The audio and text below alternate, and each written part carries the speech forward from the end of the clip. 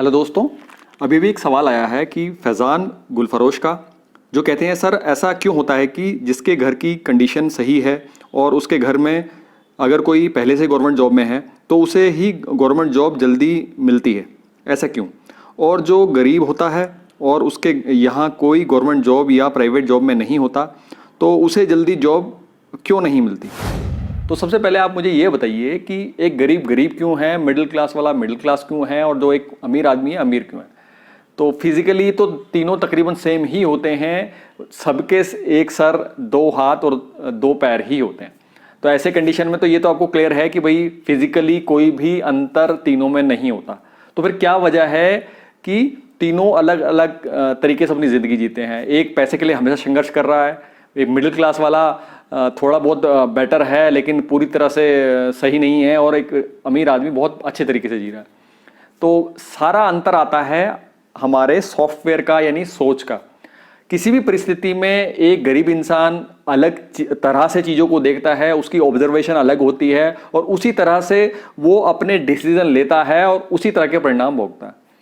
जब बात करें मिडिल क्लास वाला, तो सेम सिचुएशन में जब मिडिल क्लास वाला होगा वो गरीब मेंटालिटी से थोड़ा बेटर तरीके से चीज़ों को देखेगा, अलग डिफरेंट एंगल से देखेगा, उसी तरह से चीज़ों को ऑब्जर्व करेगा और उसके एक्शन उसी तरह से उससे अलग होंगे और उसी तरह से उसके रिजल्ट भी अलग होंगे।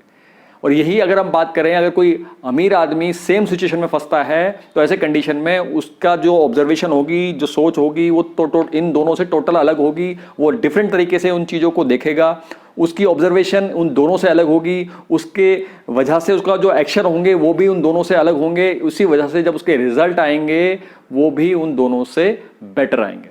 तो उम्मीद है आप ये बेसिक चीज़ें अच्छे से देख पा रहे हो।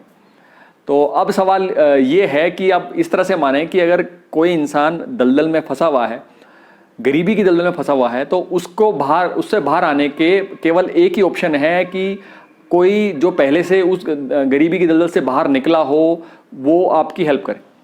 तो अगर आप बात करें आपके फादर की और आपके ग्रैंडफादर की, तो अगर इन दो पीढ़ियों से अगर आप गरीबी में फंसे हुए हैं तो इसका मतलब क्या है, इन दोनों के पास सॉल्यूशन नहीं थे।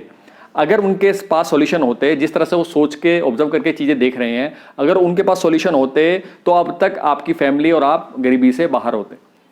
तो कहने का मतलब क्या है कि इसी तरह से अगर और फैमिली जो गरीबी में है, अगर उनकी आप सलाह मानेंगे और अपने फादर और ग्रैंडफादर की तरह की सोच ही आप रखेंगे, गरीबी वाली सोच ही रखेंगे, उसी नज़रिए से चीज़ों को बार बार देखेंगे, तो सॉल्यूशन नहीं आएगा।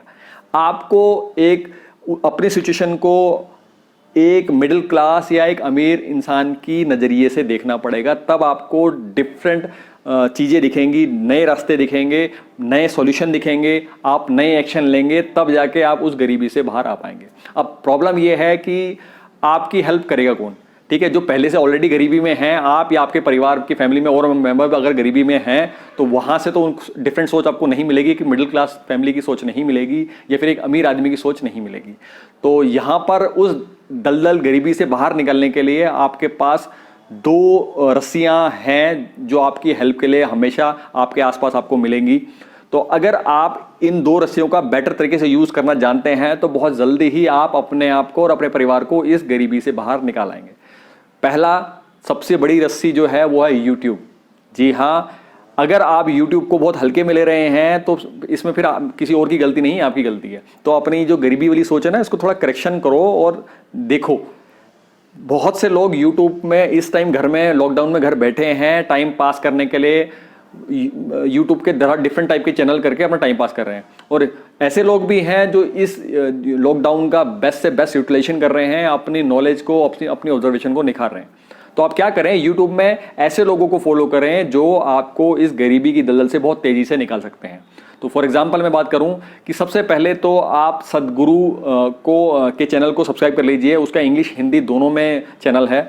तो वहाँ से मुझे लगता है किसी भी इंसान को गरीबी से निकालने का सबसे बेस्ट अगर कोई तेज रास्ता है तो वो सदगुरु ही हैं। इनको फॉलो करो, इनकी बातों को फॉलो करो, और हो सके तो जो ये इनर इंजीनियरिंग का कोर्स करा रहे हैं इसको करें। अगर आप ऐसा करते हैं तो बहुत तेजी से आप उस गरीबी से बाहर आ जाएंगे। इसके अलावा जो दूसरा पर्सन है, जो दूसरी रोप है, रस्सी है जो आपकी हेल्प कर सकती है, वो है संदीप माहेश्वरी। अगर इनके चैनल को आप सब्सक्राइब कर लें और लगातार इनकी वीडियोस देखें तो यहाँ से भी आपको अमीर आदमी कैसे सोचता है, उसकी सोच क्या है, वो किस नज़रिए से उसकी चीज़ें देखता है और उसको क्या सोल्यूशन नज़र आते हैं और वो एक्शन कैसे ले रहा है। जब वो आपको अंतर समझ में आएगा एक गरीब इंसान की सोच में और एक अमीर आदमी की, तो फिर आप शायद अपनी गरीबी वाली सोच को छोड़ के उस एंगल से चीज़ों को देख के एक्शन लेना शुरू कर देंगे और ऐसा करने पर तेज़ी से आप गरीबी से बाहर आ जाएंगे। और अगर इन दोनों को अभी तक आपने नहीं देखा है तो ITI लाइव ज्ञान को भी आप एक पतली रस्सी माने कि पहले आपकी रीच में ये आ गई और इसके थ्रू फिर आप इन सदगुरु के चैनल में या फिर संदीप महेश्वरी के चैनल में जाके आप आगे का बाहर निकलने के लिए प्रयास कर सकते हैं। इसके अलावा जो दूसरी रस्सी है वो है भैया आपकी किताबें। कुछ किताबें ऐसी हैं जो अगेन आपको इस गरीबी से बहुत तेज़ी से बाहर निकाल सकती हैं, जैसे जीत आपकी और बड़ी सोच का बड़ा जादू और रिच डैड पुअर डैड। ये 3 किताबें ऐसी हैं जिसने मेरी लाइफ चेंज की है और मुझे लगता है कि कोई जितने भी गरीब से गरीब स्टूडेंट हैं या मिडिल क्लास वाले बच्चे हैं उनको इन तीनों बुक को ज़रूर पढ़ना चाहिए। और मैं तो कहता हूँ इनको एक ग्रंथ मानते हुए रट के हमेशा अपने पास रखें और हर 6 महीने में इसको दोबारा ज़रूर पढ़ें। अगर आप केवल ये 2 काम कर लें तो मेरा दावा है बहुत जल्दी आप इस गरीबी से बाहर निकल के आ जाएंगे। तो प्लीज़ आप बताएं आपकी क्या ऑब्जर्वेशन है, आपका क्या मानना है कि कैसे जो ये फैज़ान हैं ये गरीबी से बाहर आ सकते हैं। तो प्लीज़ कमेंट बॉक्स में आके ये बात ज़रूर बताएं। इसके अलावा अगर गरीबी से और मिडिल क्लास से आपको बाहर निकलना है तो इसमें भी ये चैनल आपका बहुत हेल्प कर सकता है। तो अगर गरीबी की ये वाली दलदल से बाहर निकलनी है तो प्लीज़ वो जो लाल बटन है उसको टिक कर दीजिए। उसको टिक करते ही एक रस्सी आपके पास और आ जाएगी। तो फिलहाल इस वीडियो में इतना ही। नेक्स्ट वीडियो में नेक्स्ट टॉपिक से फिर मुलाकात होगी। नमस्कार।